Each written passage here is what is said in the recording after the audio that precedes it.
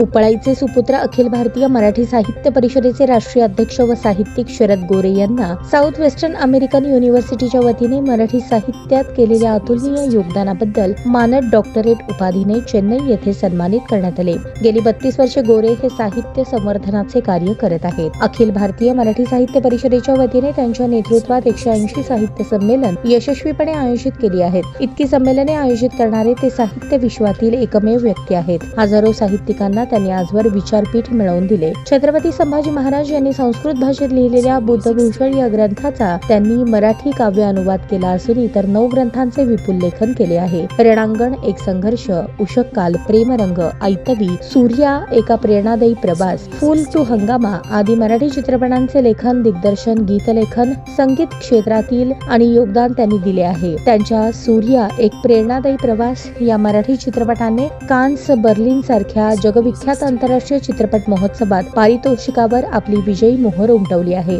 धर्माची दारू जातीची नशा या नाटकाचे आणि महापूजेची उत्तरपूजा, अन्नदान की पिंडदान, बहिर्वासा, पंखातला आकाश आदी लघु चित्रपटांचे लेखन, दिग्दर्शन केले आहे। गोरे संपादक असलेल्या युगंधर प्रकाशन या संस्थेच्या वतीने आजवर 144 दर्जेदार ग्रंथ प्रकाशित करण्यात आले आहेत। शिवव्याख्यानासह विविध विषयांवर त्यांनी 2000हून अधिक व्याख्याने महाराष्ट्रात दिली आहेत। महाराष्ट्र गौरवसह अनेक पुरस्कार देखील त्यांना मिळाले आहेत।